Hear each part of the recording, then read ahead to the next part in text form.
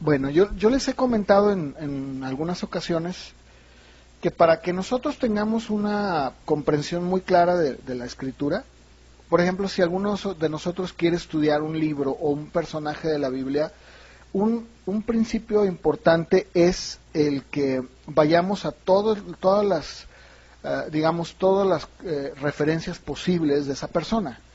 Sobre todo cuando hablamos del Antiguo Testamento. El Antiguo Testamento son libros que de repente nos pueden parecer un poco profundos o como que no encontramos mucha referencia o relación a aspectos espirituales, como es el caso de José. Si ustedes se han dado cuenta, la Biblia en el Antiguo Testamento aparentemente parece ser así como que no nos habla mucho. Nada más nos dice que José fue vendido a Egipto, que bueno, injustamente, lo vimos la semana pasada, fue llevado o fue puesto en prisión. Y si nosotros solamente nos concretamos en hacer un estudio básico, pues, ¿qué podemos aprender de esto? Bueno, pues sí, vimos la semana pasada que Dios permite la injusticia, yo ya hablé de eso, pero para poder tener más luz, si le puedo llamar así, sobre los textos, sobre la vida de un personaje, tenemos que recurrir a una buena concordancia para poder analizar todos los textos que nos hablen sobre esa persona. Y yo quiero el día de hoy seguir hablando sobre José, porque en el Salmo, que voy a pedir que me acompañen al Salmo 105, verso 17, en el Salmo 105, verso 17 nos habla precisamente o nos da más luz e información sobre la vida de José. Y ustedes van a ver qué interesante y qué importante. El día de hoy vamos a aprender algo que creo yo, porque es la palabra de Dios, no porque yo lo esté predicando, sino porque es la palabra de Dios. Vamos a aprender algo bien importante, bien interesante para nuestras vidas, que el Espíritu Santo ha plasmado en estos salmos, y vamos a ir viendo cómo la Biblia se nos va abriendo en su panorama más claro, y van a ver qué enseñanza tan importante. Dice el Salmo 105, empezando en el verso 17. Envió un varón delante de ellos, a José, que fue vendido por siervo. Afligieron sus pies con grillos, en cárcel fue puesta su persona. Hasta la hora que se cumplió su palabra, el dicho de Jehová le probó. Envió el rey y le soltó, el señor de los pueblos, y le dejó ir libre. Lo puso por señor de su casa, por gobernador de todas sus posesiones, para que reprimiera a sus grandes como él quisiese, y a sus ancianos enseñara sabiduría. Bien, que es muy importante que cuando nosotros, por ejemplo, ustedes tienen, bueno, creo que algunos no, ¿verdad? Yo sí manejo Reina Valera, pero cuando ustedes lean versiones como Reina Valera, siempre también vayan a otras versiones, como Palabra de Dios, o Dios habla hoy, Lenguaje actual. Bueno, hay muchas versiones que nos dan un panorama más claro y que el idioma, el lenguaje que usan ahora es muchísimo más fácil de entender. Bien, pues déjenme decirles que en el verso 19, esa palabra, que es la que quiero hablar yo el día de hoy, ¿verdad? Que el mensaje del Señor que José había recibido lo ponía a prueba continuamente. A ver, la pregunta entonces que yo les hago es, ¿cuál fue el mensaje que el Señor le había dado a José? Que lo probaba continuamente. Fue el sueño que tuvo. El sueño que Dios le dio, que él sabía que era de Dios, fue un mensaje que Dios le dio a él. Acuérdense que después, ya estando en Egipto, él claramente decía, yo sé descifrar los sueños, pero no por mí. O sea, no es algo que venga de mí, como el día de hoy la gente, ¿no? Que dice, no, yo tengo el don ¿cómo se dice? Pues sí, de interpretar los sueños, ¿no? No, él sabía perfectamente bien cuando venían sueños de Dios. Entonces, lo que debemos entender es que en el tiempo antiguo, y para ser más claro, el tiempo de José y los patriarcas, la revelación de Dios era una revelación que se valía de sueños. ¿Por qué? Porque no tenían los elementos que tenemos hoy. O sea, José no tenía una Biblia de donde echar mano, no tenía, ¿verdad?, todo lo que nosotros tenemos hoy. Es más, el tiempo en el que José vivió fue muy diferente al que nosotros estamos viviendo el día de hoy.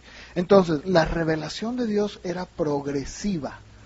Por ejemplo, la Biblia dice en Génesis 1, no me voy a meter, solamente quiero darlo como ejemplo. La Biblia dice en Génesis 1 que Dios creó la tierra con su palabra. Dijo, sea la luz, y fue la luz.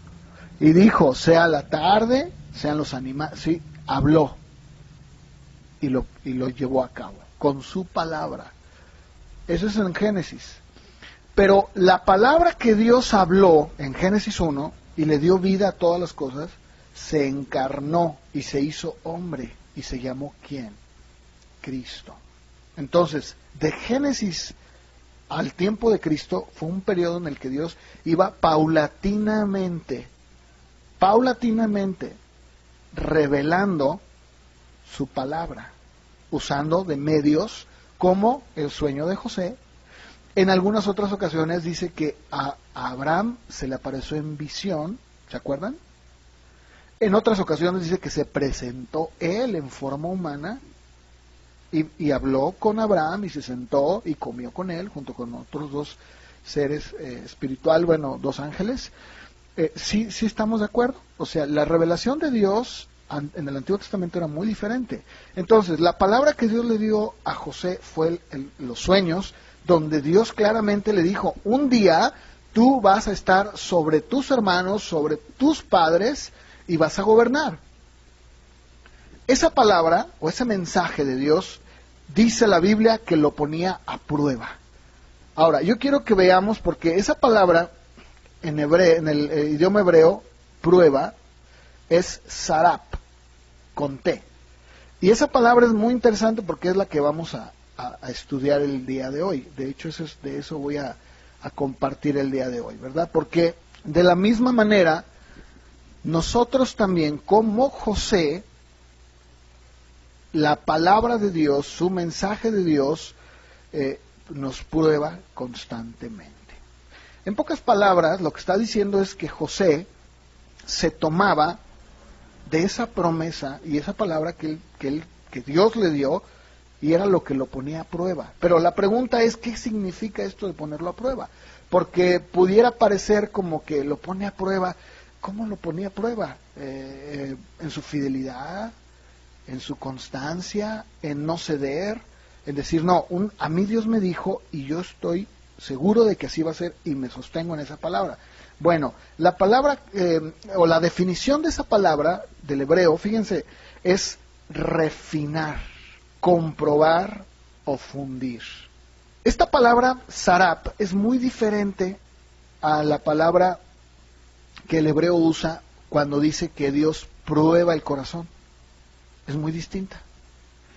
La palabra que el hebreo usa para decir que Él inquiere en el corazón, que Él pone a prueba el corazón, es una palabra que nos habla de alguien que viene y que trata de averiguar intenciones, trata de ver qué hay allá adentro. Incluso, para poder saber qué hay ahí adentro, lo que Dios hace es ponernos en circunstancias, muchas veces, o la gran mayoría, adversas, para que pueda Él ver qué es lo que hay ahí.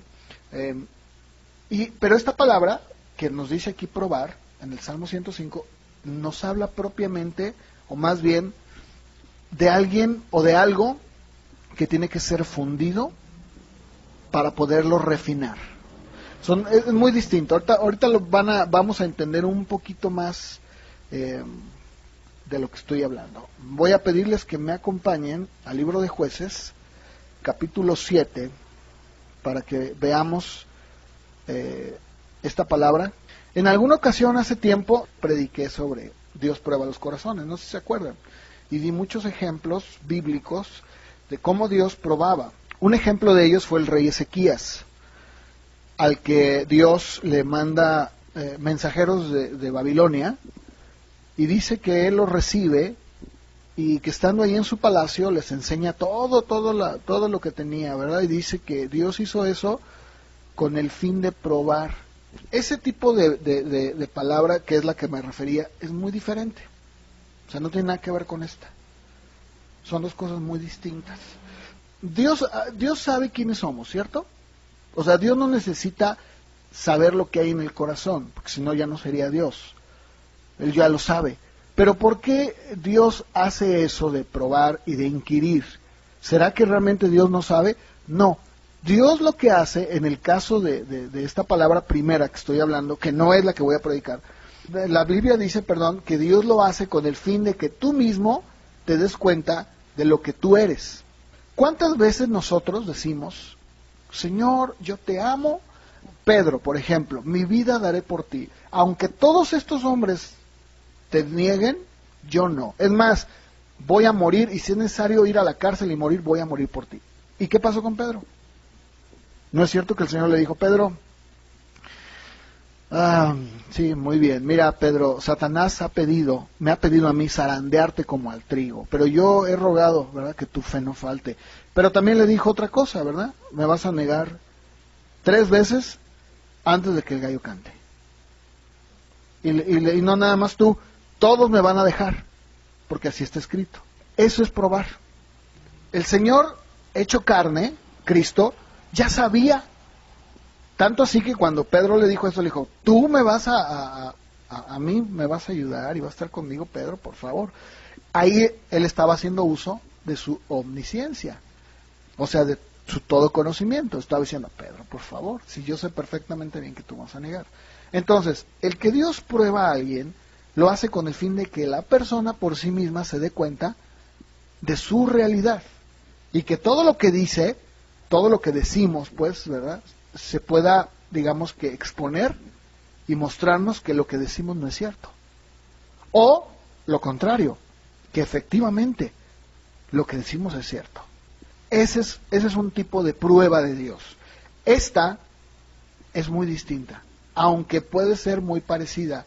Pero este tipo de prueba nos habla más de alguien, y de hecho la raíz hebrea habla de fundición, de un metal que ha sido fundido con el propósito de refinarlo. Ustedes saben que los metales tienen muchas escorias, tienen mucha basura, nada menos el oro, que es un metal preciado. Ustedes saben que el oro lo tienen que refinar, incluso el oro refinado es el más caro, porque es el más puro.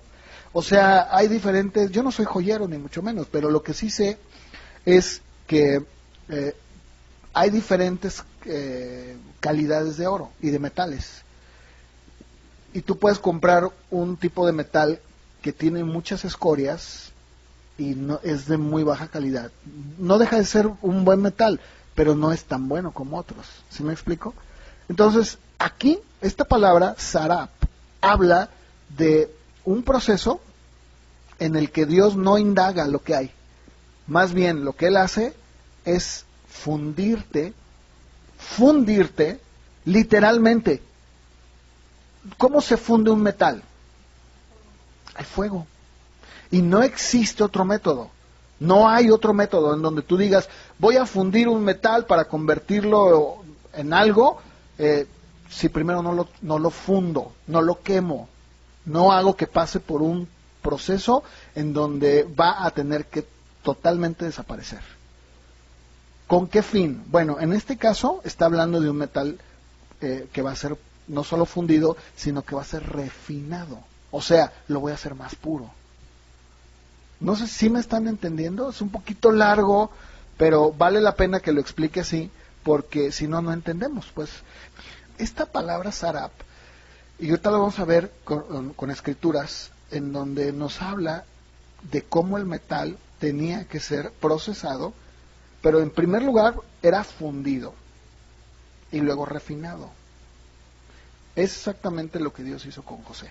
La palabra de Dios, el mensaje que Dios le dio a José desde que era un adolescente de 17 años, era algo que constantemente su vida la llevaba a un extremo en donde Dios lo pasaba por situaciones en donde tenía que ser fundido literalmente. ¿Con qué fin? Con el fin de poderle entonces refinar. Me estoy adelantando, pero díganme ustedes, ¿qué pasó con José después de que estuvo pasando primero como esclavo, segundo, de manera injusta en la cárcel. Dígame, ¿qué sucedió con él al final de su vida? Pero si se dan cuenta, nunca viene la exaltación primero, viene después. O sea, primero viene la fundición y luego viene la refinación. Y una vez que somos refinados, somos un producto que puede ser usado por Dios. Y de eso se trata todo esto. De eso se trata la predicación. Más, ya acabé, ya mejor vámonos. Ahora, ya que me entendieron, ahora sí vamos a la escritura, porque quiero que veamos ejemplos. Es que miren, el hebreo es un idioma en donde tiene diferentes palabras que al traducirlas, nuestro español no tiene muchas palabras como el hebreo. O sea, nuestro español es muy pobre en comparación con el hebreo y con el griego, en donde encontramos la misma palabra, que para nosotros probar sería la misma, en el hebreo no. Ahora, ¿cómo es que somos fundidos? A través de circunstancias. ¿Cómo es que José fue fundido? A través de una injusticia, a través de llevarlo a una prisión oscura, a través de ponerle grilletes en el cuello y en los pies, de vivir en una cárcel abandonado. Ese era el método de Dios para fundirlo y al final refinarlo. Pero déjame decirte algo, cuando nosotros somos un metal que permitimos que Dios haga su obra en nuestra vida, al final del día, al final del proceso en donde somos fundidos, Dios siempre, a la persona que soporta, que es fundida, Dios siempre le honra y le bendice, siempre. Jueces 7 dice que Gedeón, ustedes saben la historia de Gedeón, pues Dios le dice que vaya, y dice que se levanta Gedeón, pues de mañana, y todo el pueblo que estaba con él, y acampan junto a la fuente de Arot. Y el campamento de los madianitas estaba al norte, en el collado de Moré, en el valle. Y en el verso 2 dice que el Señor le dice a Gedeón: el pueblo que está contigo es mucho para que yo entregue a los madianitas.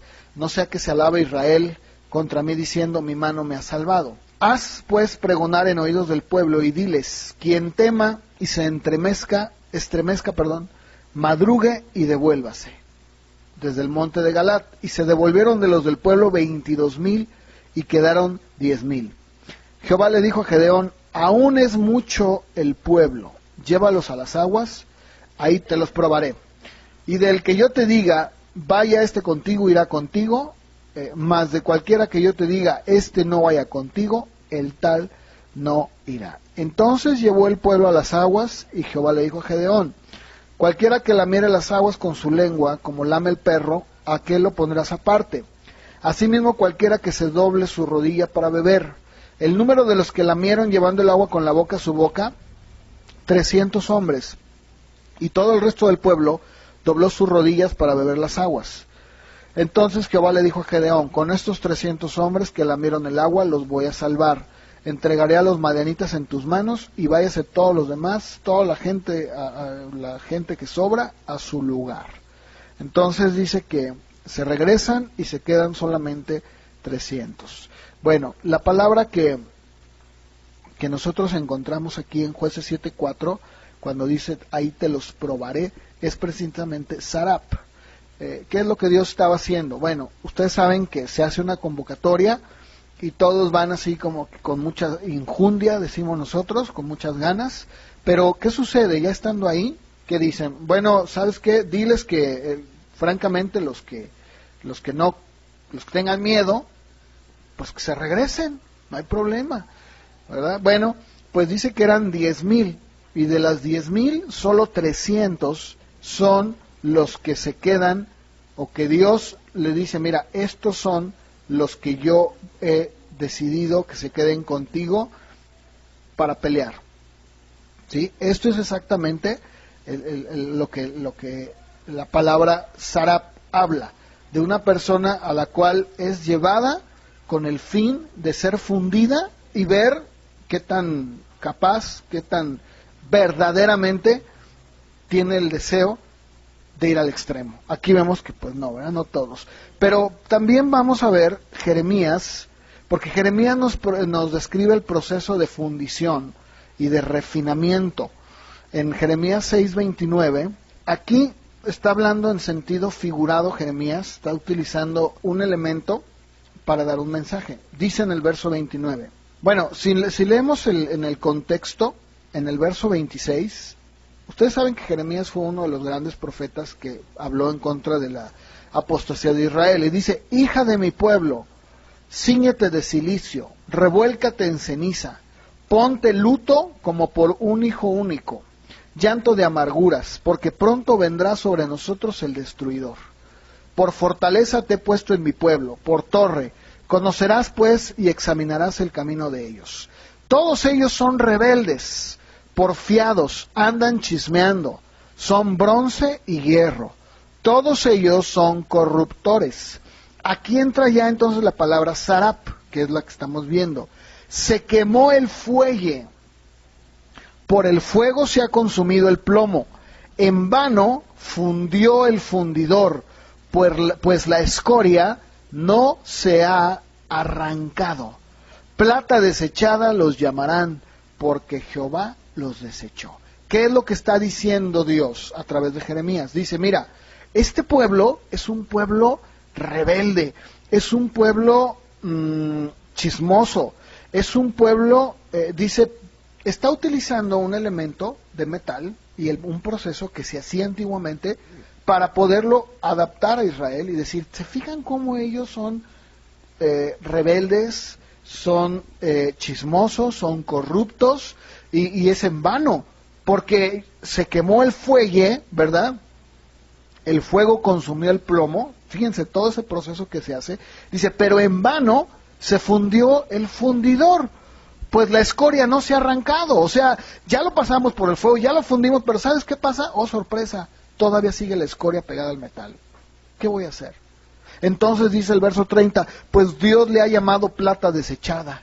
¿Por qué? Porque simplemente no se les puede quitar la escoria. Ahora, ¿de qué manera lo adaptamos nosotros a nuestras vidas? Muy fácil, muy fácil. De la misma manera en la que Dios está fundiendo, o de la misma manera que un fundidor hace un proceso de fundición en un metal para poder entonces después refinarlo, Dios hace exactamente lo mismo en nuestras vidas. Dios tiene que pasarnos por un proceso. De hecho, déjenme decirles que esta palabra sarap también se usa metafóricamente en el sentido de refinar a través del sufrimiento. ¿Qué es lo que está diciendo?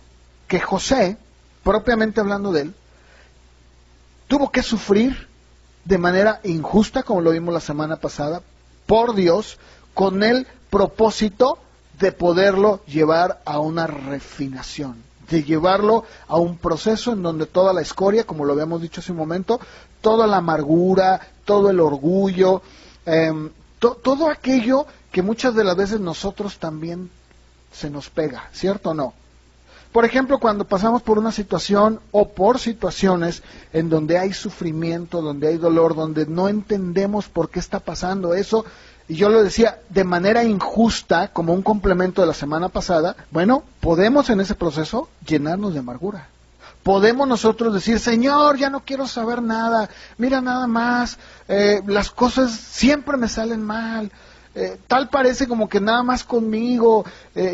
Yo decía la semana pasada, por eso digo, va de la mano con lo que compartí la semana pasada, porque el juicio de Dios, fíjense qué interesante, el juicio de Dios en el pueblo de Israel, en el Antiguo Testamento, se describe como un proceso de refinamiento. Vamos a Isaías capítulo 1. ¿Cómo te has convertido en ramera, oh ciudad fiel? Pregunta Dios, es una pregunta. Llena estuvo de justicia, en ella habitó, en tiempo pasado, la equidad. Pero ahora, homicidios. Tu plata se ha convertido en escoria. Tu vino está adulterado con agua. Tus príncipes son prevaricadores y compañeros de ladrones. Todos aman el soborno, van tras la recompensa. No hacen justicia al huérfano, ni a ellos llega la causa de la viuda. Por lo tanto, dice el Señor Jehová de los ejércitos, el fuerte de Israel: Tomaré satisfacción de mis enemigos y me vengaré de mis adversarios. Volveré mi mano contra ti y limpiaré hasta lo más puro tus escorias y quitaré toda tu impureza. ¿Te fijas? La Biblia nos dice que la forma en la que Dios purifica o refina es a través del juicio. ¿Puede parecernos algo muy duro? Sí, pero finalmente es el proceso que Dios tiene que utilizar para que nosotros, en el caso de Israel, aquí propiamente hablando, para que Israel pudiera otra vez volver a ser puro y limpio. Si ustedes continúan leyendo, porque quise que leyéramos este proceso, pero fíjense lo que dice el verso 26, después de que los va a purificar, que los va a refinar.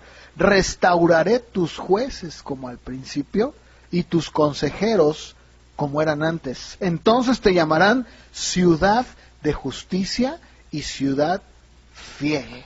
Lo que Dios tiene que hacer en la vida de una persona, en el caso de Israel como nación, pero en el caso de nosotros es exactamente igual. Acompáñenme al Salmo 66, por favor, empezando por el verso número 10. Tú nos probaste, oh Dios, esa es la palabra sarap. Nos ensayaste como se afina la plata.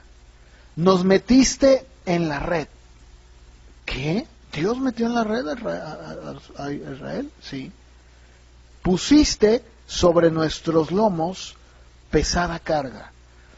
Hiciste cabalgar hombres sobre nuestra cabeza. Pasamos por el fuego y por el agua. Y nos sacaste a abundancia. O sea, ¿saben ustedes que el refinamiento y la fundición, el metal tiene que ser constantemente llevado al agua? ¿Verdad? Es lo que está diciendo aquí. David está expresando el proceso de refinamiento y de fundición, primero de fundición y luego de refinamiento, por el que Dios por el que Dios tiene que pasarnos. Incluso dice aquí, tú mismo nos metiste en la red. ¿Tú mismo nos metiste en la red? Sí, Él fue el que lo hizo.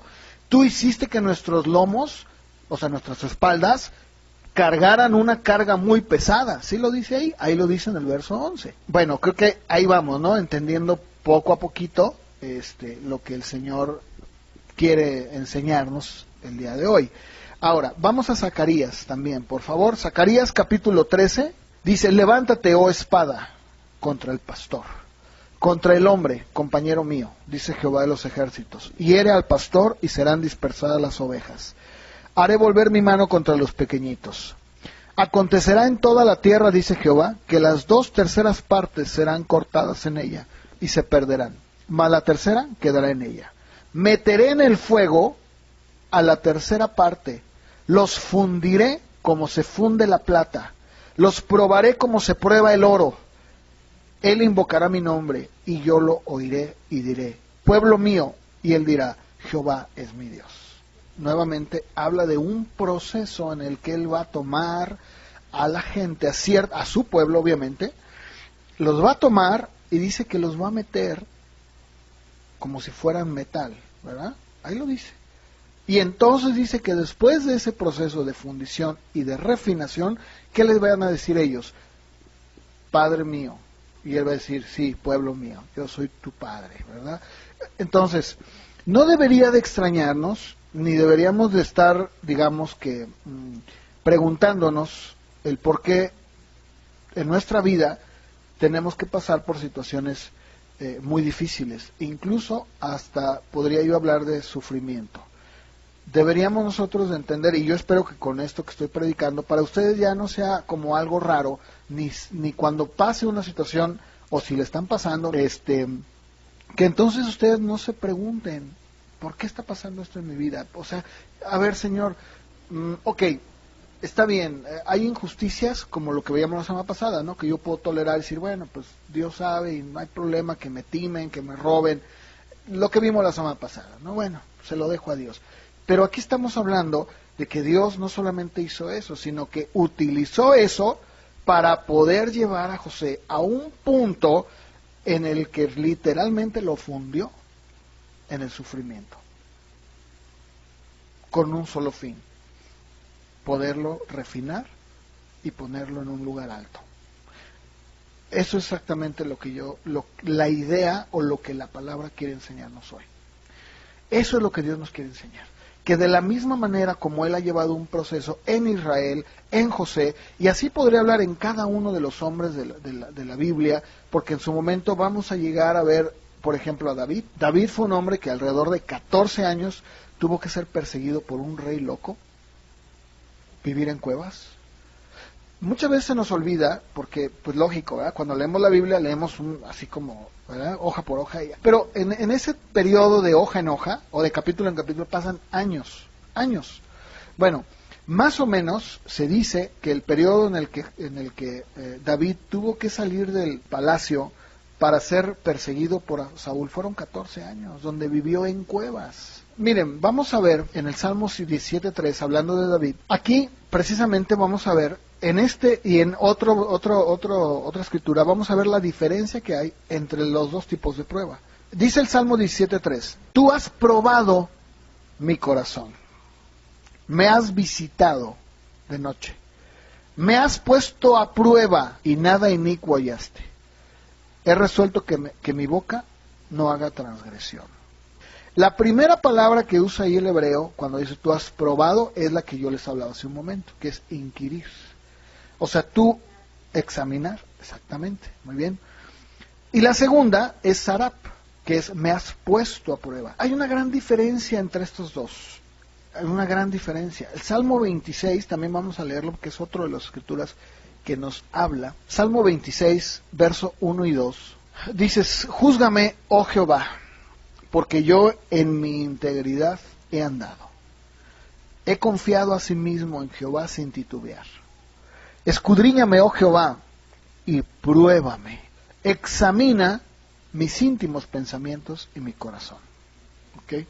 Fíjense, este proceso es un proceso en el que Dios nos tiene que llevar a todos. A todos.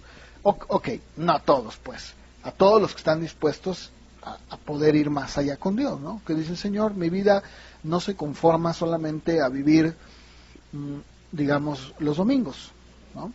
Mi vida no se conforma a solamente a tomar un poco de ti, sino lo que él dijo, que de hecho causó mucha molestia con sus discípulos, que les dijo, el que no coma mi carne y beba mi sangre no puede ser mi discípulo. Lo que estaba diciendo ahí Jesús no está hablando literalmente no estaba diciendo que sean caníbales. Lo que estaba diciendo es precisamente el que podamos vivir la vida de Cristo, el comer de Él, el beber de Él, que Él sea nuestra dependencia. Cuando tú decides vivir una vida así, para Cristo, obviamente que vas a tener que pasar por un proceso de refinación, bueno, en este caso primero de fundición y de refinación. Es algo que Dios tiene que hacer en nuestras vidas. En este caso David decía, Señor, pues mira, tú me has refinado, tú has visto que, ¿verdad? O sea, tú me has pasado por esos tiempos de sufrimiento y tú has visto que he salido victorioso, he salido adelante, no hay nada en mí de lo que yo pueda decir, Señor, me avergüenzo, hay escoria en mí, todavía hay cosas que están pegadas en mi vida. No, Señor, estoy listo, estoy dispuesto. Ahora, eso es algo que no todos lo hacen. No todos lo hacen, no todos quieren llegar verdaderamente a ese punto en donde puedan decirle, Señor, examina mi corazón, mis pensamientos, examina todo lo que yo soy. Y si hay escoria, si hay algo que todavía queda en mí, Señor, estoy dispuesto, o dispuesta en este caso, a que tú me puedas llevar a la fundición y finalmente a la refinación. Que no quiero tener nada de escoria en mí. Quiero ser un metal precioso, quiero ser un metal que es usado por ti. Isaías 48:10, vamos a buscarlo también, por favor, donde también Isaías nos habla de este proceso. Aquí nuevamente el Señor les dice a través de Isaías, ¿no? Acuérdense que estos profetas, Isaías y Jeremías, fueron profetas que hablaron muy, muy, muy fuerte la verdad de Dios, bueno, muy clara, pues, a la nación de Israel, ¿no? El Señor le dice ahí a través de Isaías, en el verso 9 le dice, por amor de mi nombre diferiré mi ira, para alabanza mía la reprimiré para no destruirte. O sea, tengo que reprimirme, porque pues imagínate, yo soy Dios, si yo en verdad dejo que mi ira salga, olvídalo, ¿no? O sea, pues acabo el mundo, te acabo y te destruyo. Pero, ¿cuál es el elemento que Dios usa entonces? Dice, he aquí te he purificado, y no como a plata, te he escogido en horno de aflicción. Por mí, por amor de mí mismo lo haré, para que no sea mancillado mi nombre, y mi honra no la daré a otro. Jacob, escúchame, y tú Israel, a quien yo he llamado, yo mismo, yo el primero y yo también el postrero. Mi mano fundó la tierra y mi mano derecha midió los cielos con el palmo. Al llamarlos yo, comparecieron juntamente.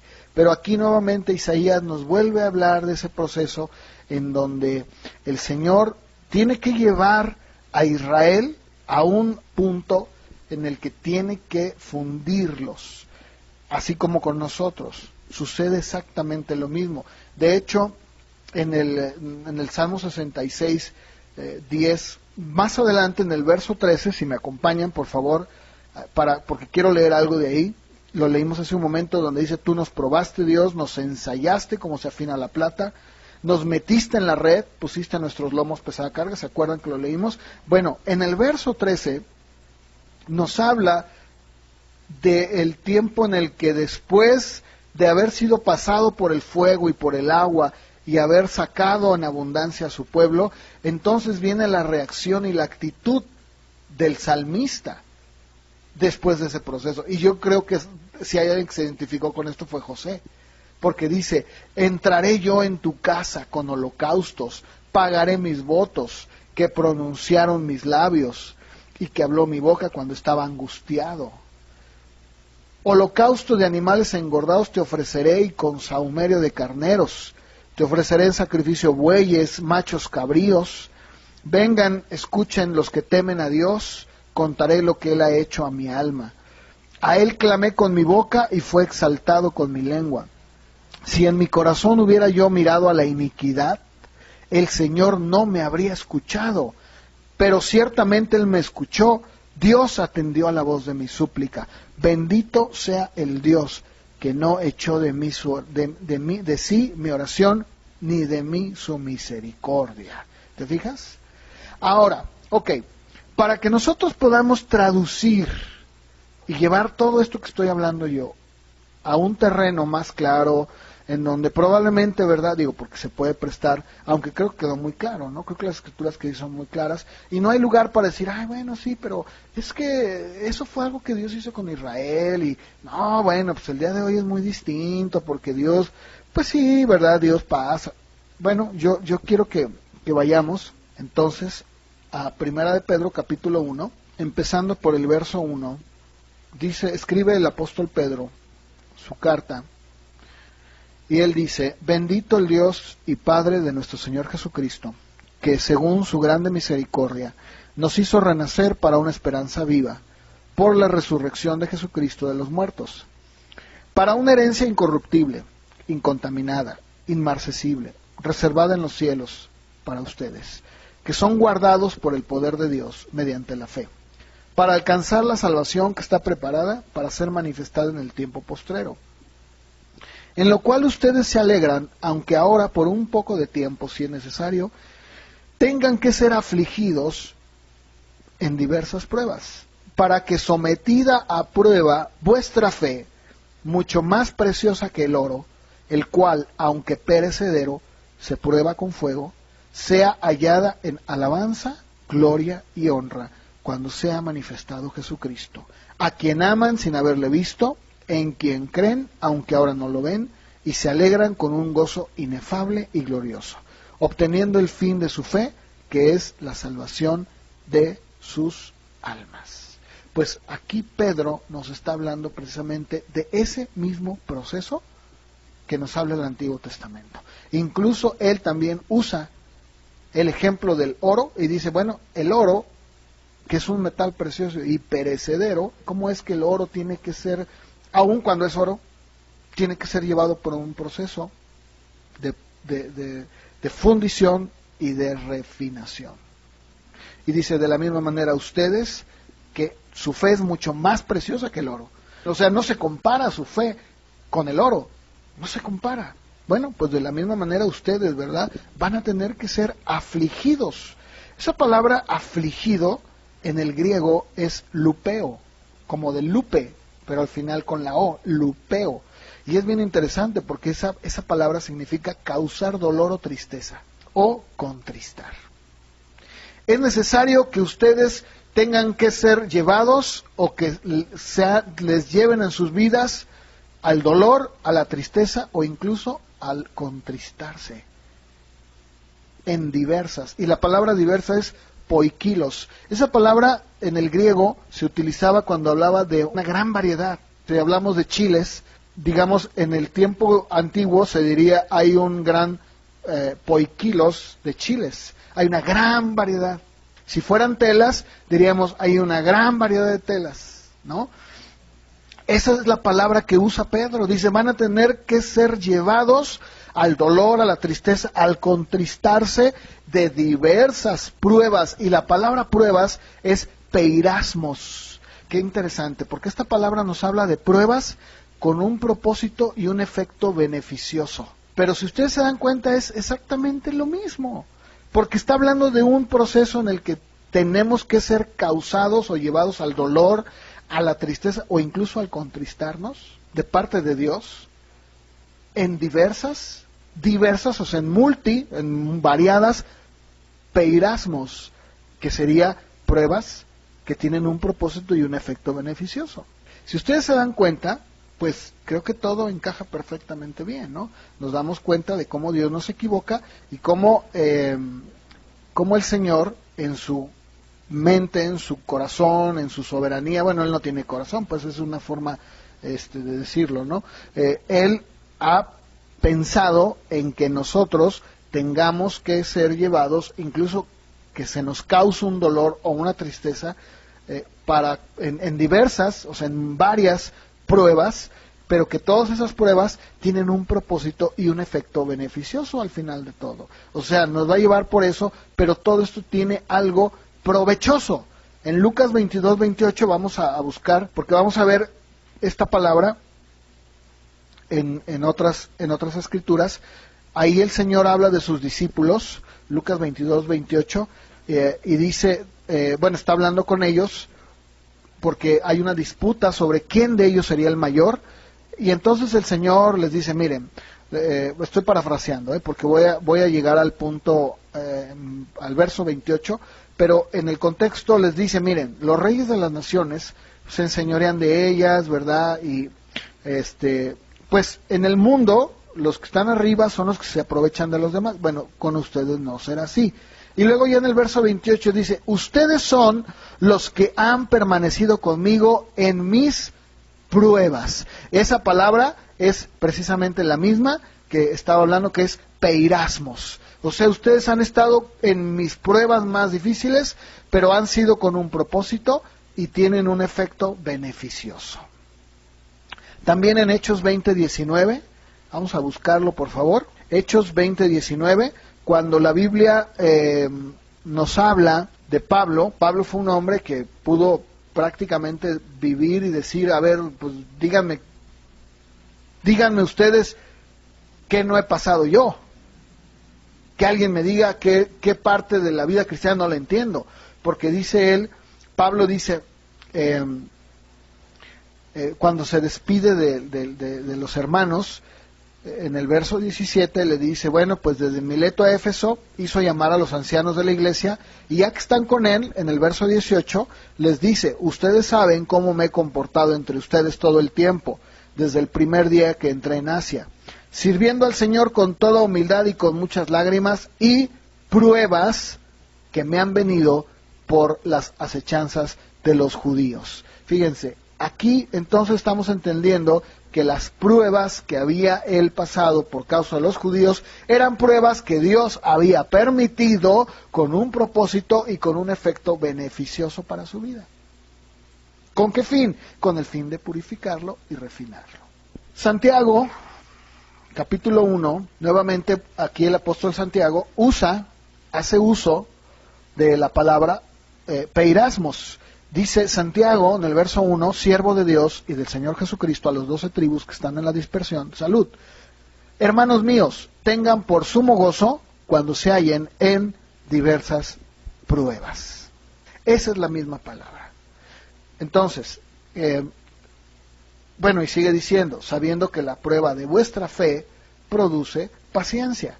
Mas tenga la paciencia su obra completa, para que sean perfectos y cabales, sin que les falte cosa alguna. Y si alguno de ustedes tiene falta de sabiduría, pídala a Dios, el cual da a todos abundantemente y sin reproche, y les será dada. ¿Sí? ¿Se fijan?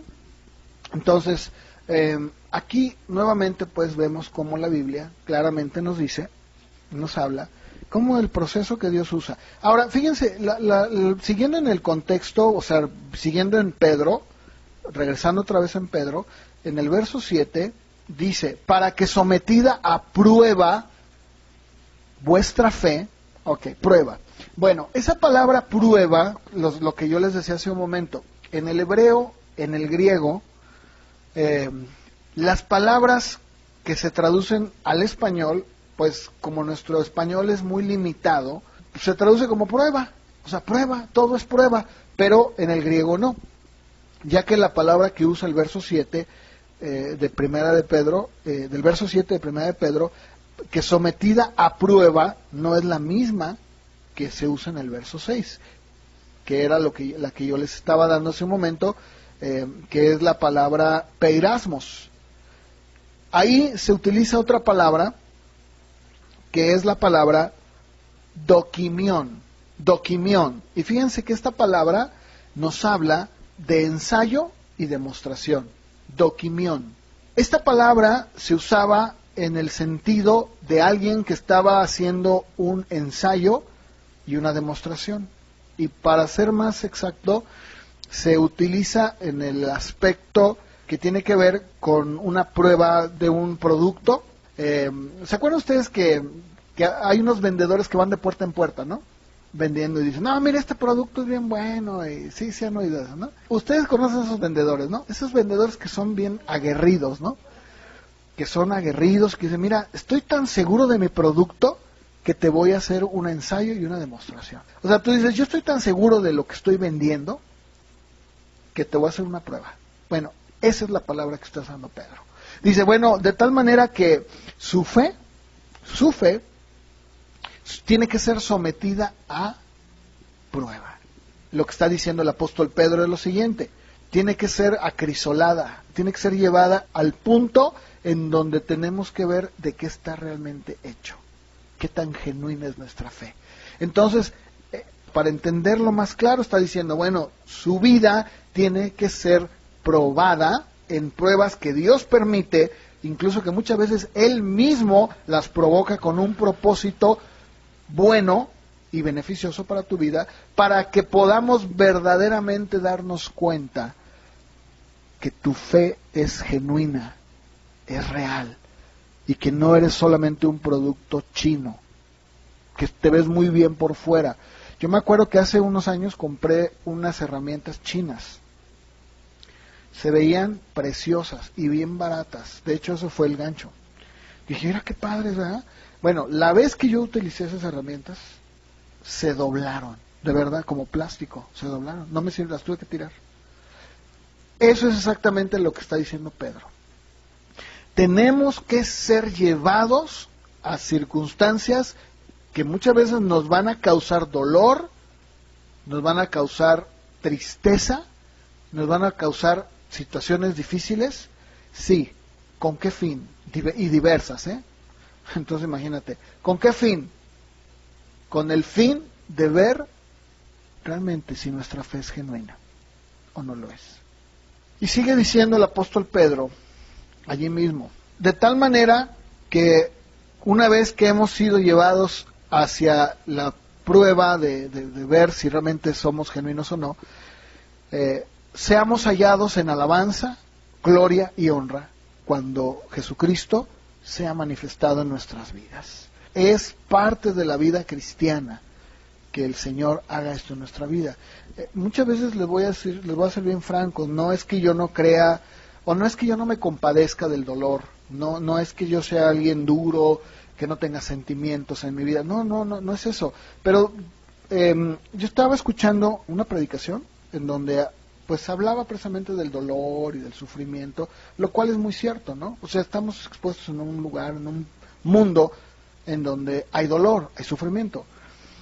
Pero cuando una persona, o al menos yo lo veo así desde la óptica de la palabra, desde el punto de vista de Dios, no desde el punto de vista humano, porque en el plano humano, pues la psicología nos dice que, bueno, debes de compadecerte, debes de sentir dolor, y estoy de acuerdo, debo de compartirlo, pero nunca, al menos, insisto, desde el punto de vista bíblico, yo no veo la razón por la que nosotros, cuando somos llevados en situaciones de tristeza, que nos contristan, que nos causan dolor, no veo el motivo por cual nosotros tengamos que decir, Señor, ¿qué está pasando? ¿Por qué? ¿Verdad?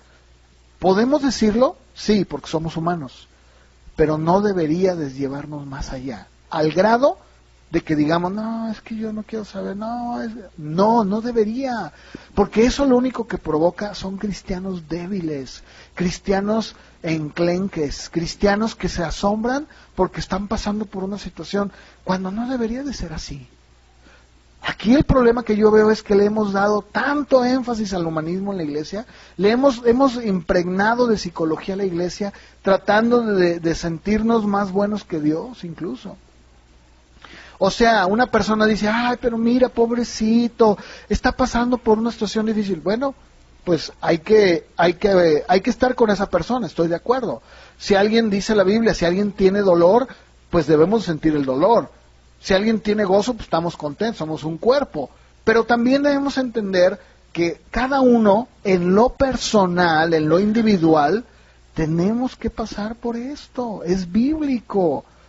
Y que el proceso por el que Dios nos pasa, muchas de las veces, la gran mayoría, son de dolor, es de sufrimiento, como lo acabamos de ver. Él mismo lo provoca, con un propósito benéfico, que obviamente al momento nosotros no lo entendemos, claro está. Pero cuando nosotros bañamos de sentimiento y decimos, ay, no, pobre de ti, ay, sí es cierto, a ver, ven, llora en mi hombro, ¿verdad?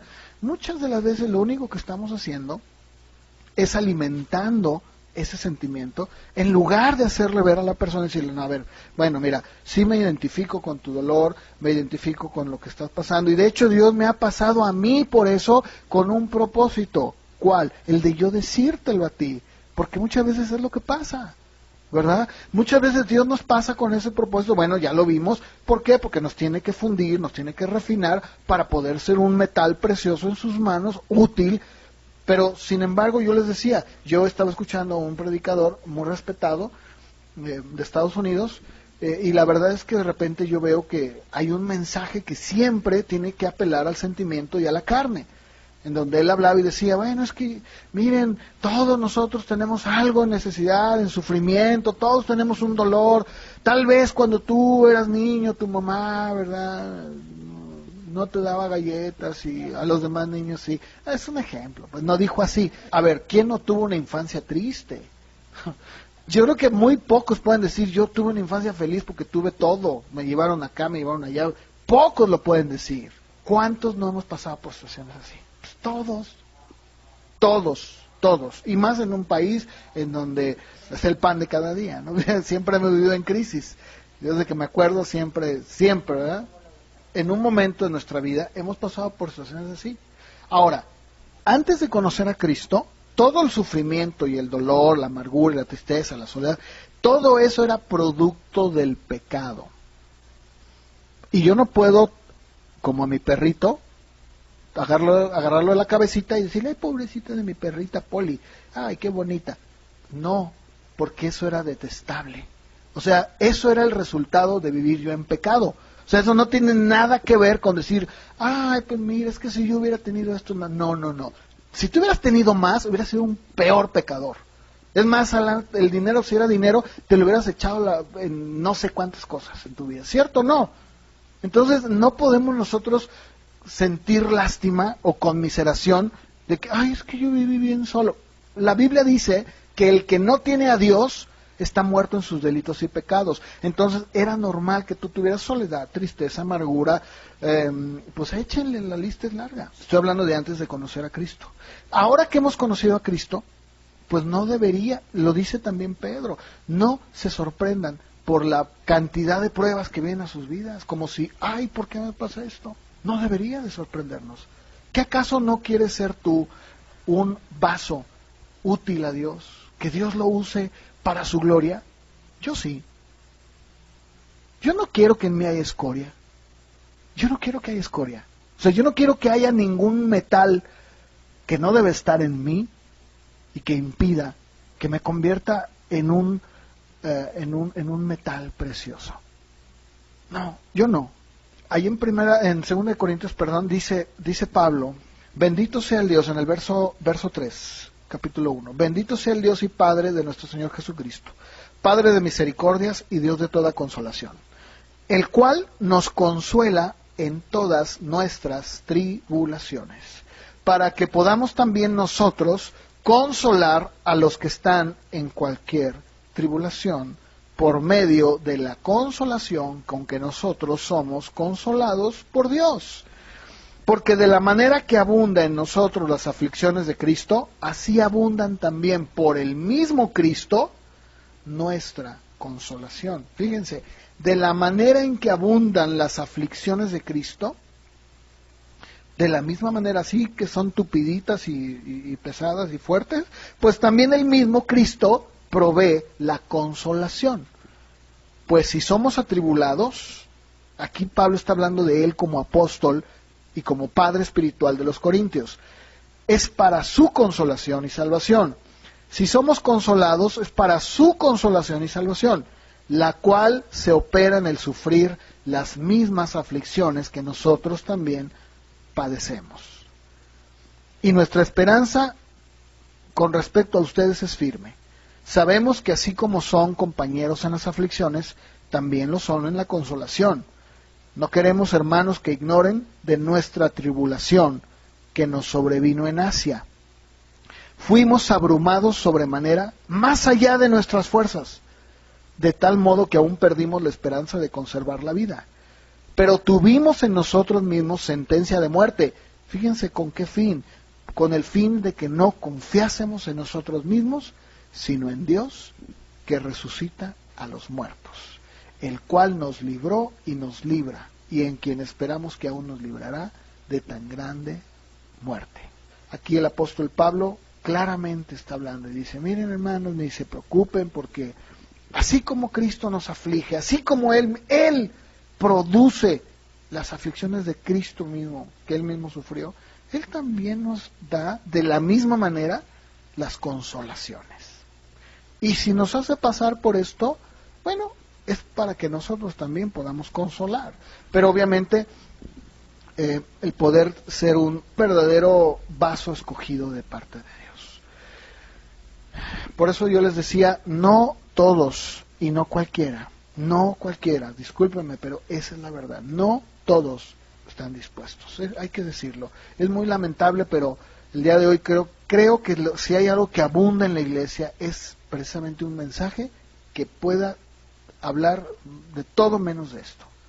Hay que hablar de todo menos de que Dios, ¿cómo Dios te va a pasar por un proceso? Claro que sí. A José lo tuvo que pasar. Finalmente, bueno, ya vimos el resultado en José. Bueno, de la misma manera, lo vimos la semana pasada, que el apóstol Pedro dice, el mismo Dios te establezca, te fortalezca, ¿no? El mismo Dios vuelve otra vez a levantarte y a ponerte firme otra vez. Bueno, así es, exactamente. Esto es lo que Dios quiere hacer en nuestras vidas. Ahora, ¿cuál sería para nosotros, ya interpretándolo en nuestros días actuales, cuál sería para nosotros ese mensaje? En el caso de José fueron los sueños, pero ¿cuál sería entonces esa palabra que constantemente nos está probando, nos está refinando? Pues la palabra de Dios. Y cuando viene el sufrimiento, ¿qué hacemos? Vamos a la palabra. ¿Y la palabra qué hace? Nos muestra. Nos dice, no, mira, esto es normal. Estás en un proceso normal. Bueno, no te extrañes. Claro, si lo que te está pasando es por causa tuya, provocada por ti, bueno, pues ahí sí es otra historia, ¿no? Ahí tendremos que hablar de otra cosa. Pero cuando nosotros, como hijos de Dios, que tenemos el deseo de buscar de Dios, de vivir una vida más profunda en su corazón, en su presencia, un cristianismo más elevado, hay que decirlo, porque acuérdate que el tabernáculo estaba dividido en 3 partes, ¿sí? Y pues no todos tenían acceso. Bueno, pero la Biblia dice que ahora tenemos acceso. O sea, ya no existe ningún tipo de muro, ningún tipo de velo que nos separe. Ya no. Pero la pregunta es, ¿quién o quiénes son los que están dispuestos a pasar del lugar, del atrio al lugar santo y del lugar santo al lugar santísimo? ¿Quiénes son? ¿Quiénes son los que quieren llevar una vida más elevada? Esa es la pregunta que yo hago. ¿Por qué? Porque el llevar esa vida elevada y profunda en Cristo implica esto. Va implícito, va en un mismo paquete. ¿Qué pasa cuando un cristiano es puesto en sufrimiento? ¿Qué pasa cuando un cristiano es llevado al punto del dolor? Es más, es llevado incluso hasta el contristarse, como dice Pedro.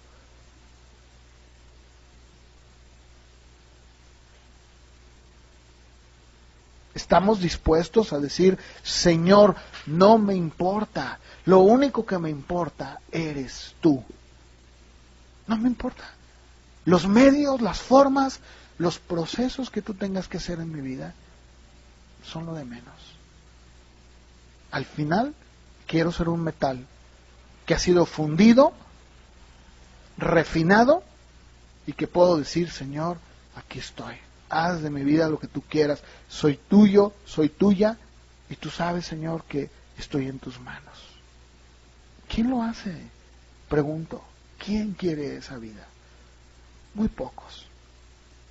Muy pocos. Por eso es triste ver que muchos cristianos se preguntan.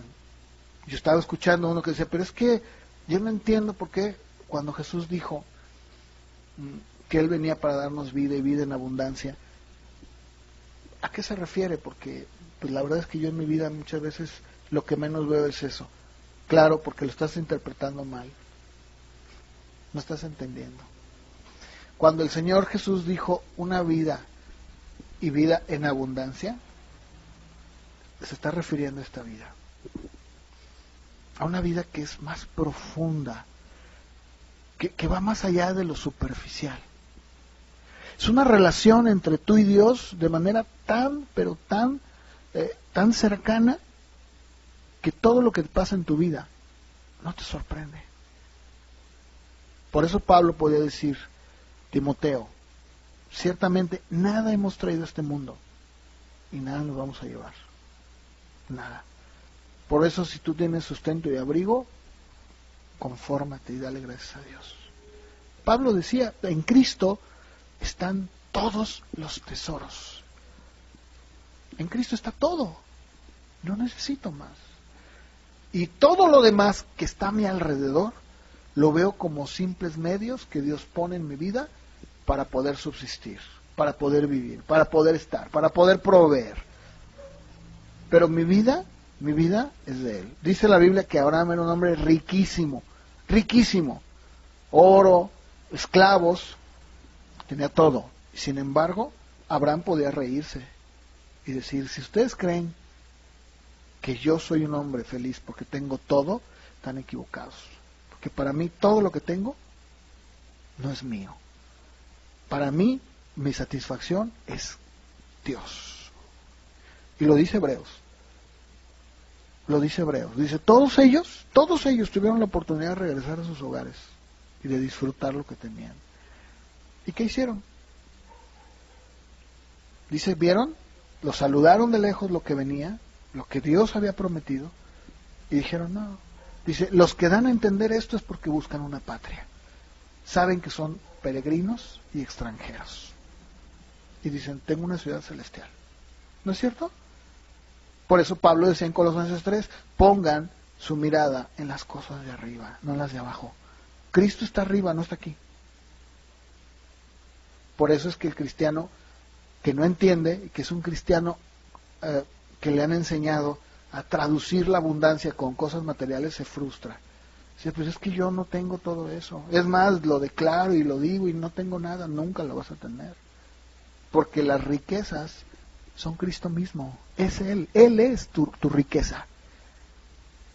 Pero si Él no es tu riqueza, entonces nada es tu riqueza, porque nada te va a satisfacer. Nada. Decía Salomón, el ojo no se cansa de ver. Nunca. Ahora, ustedes mismos compruébenlo, comprobémoslo. Tú llegas a tener un poquito de dinero y ¿qué haces? Como maquinita, ¿no? Que absorbe. Y al ratito dices, no, es que me falta dinero. No, lo que te falta es quitar esos apegos de tu vida, hacer a un lado. No necesitas eso. Y cuando tú te das cuenta, dices, oye, no me he dado cuenta que yo puedo verdaderamente librarla con tanto. Yo antes gastaba tanto. ¿Por qué? Porque estaba todo el tiempo tratando de satisfacer mi vida espiritual con algo material. No es así. Acuérdate que lo material nunca, jamás Dios planeó que te pudiera satisfacer algo que solo Él puede satisfacer. Solo Él lo puede satisfacer. Así que vamos a orar, ¿no? Ahí en tu lugar, acompaña. Vamos a terminar. Señor, te damos gracias. Padre, ayúdanos. Yo te pido que nos des una mayor comprensión, más profunda, de quién eres tú.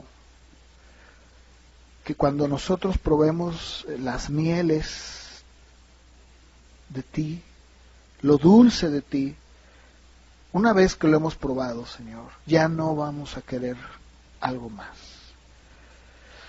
Porque cuando el corazón es y ha sido cautivado por ti, no desea otra cosa. Todo lo demás que está a su alrededor, todo lo que prueba, ya no le satisface. Pero, Señor, te pido que nos ayudes a entender que en ese proceso hay dolor, hay sufrimiento, muchas veces nos vamos a contristar, nos va a causar tristeza, pero todo eso es causado por ti, viene de tu mano. No es el diablo, muchas veces sí, pero en este caso estamos hablando que eres tú, e incluso cuando es el diablo, tú mismo lo utilizas para que pueda traer a nuestras vidas siempre algo beneficioso. Así como con Job, así como con José, así como con Daniel y así como otros tantos más, Señor, en tu palabra. Pero, Señor, ayúdanos, Señor, a que tú puedas convertirte en nuestro todo. Y que cuando seamos pasados por este fuego de fundición, podamos, Señor, soportar y ser refinados. De tal manera que toda la escoria, todas esas imperfecciones que se pegan al metal, sean quitadas de nuestras vidas. Y que seamos hallados como un oro afinado, puro, limpio, sin imperfecciones, Señor. Ayúdanos, Padre, te lo pedimos, Señor. En el nombre de Jesús. Tú conoces a cada uno, Señor, de mis hermanas. Tú las conoces, tú sabes qué está pasando en sus vidas. Probablemente algunas de ellas están pasando por esto. Tal vez no, yo no lo sé. Tú sí. Pero te pido, Señor, que les hagas entender que es tu mano la que dice tu palabra. Soy yo el que hace la herida y soy yo el que pone la venda. Te damos gracias, Señor, por todo esto, porque al final el beneficio es para nosotros. Nos hace ser más como tú, y esa es la idea, ser como tú. Te lo pedimos y te damos gracias, Señor, en el nombre de Jesús. Amén.